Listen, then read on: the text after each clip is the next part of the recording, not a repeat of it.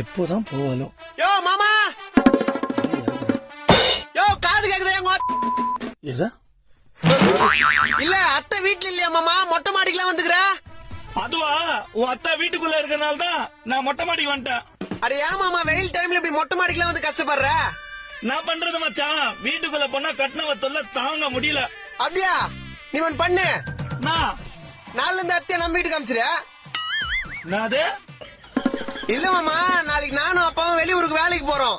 அம்மாக்கு பேச்சு துணைக்கு இல்லையான்னு சொன்னேன். ஒரு நிமிஷம் மூச்சா நிலு போச்சுடா டேய். ஐயோ அப்படியா? ஆம்புலன்ஸ் கட்சி போன் பண்ணிட்டா? கொழுப்பு தாண்டா உனக்கு.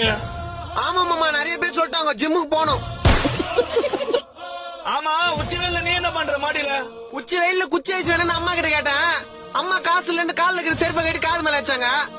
அப்ப காஸ்டியூம் எடுத்துட்டு மாடிக்கு வந்தவன் தான். இதெல்லாம் ஆறுன துணி தான், என்ன பண்றது?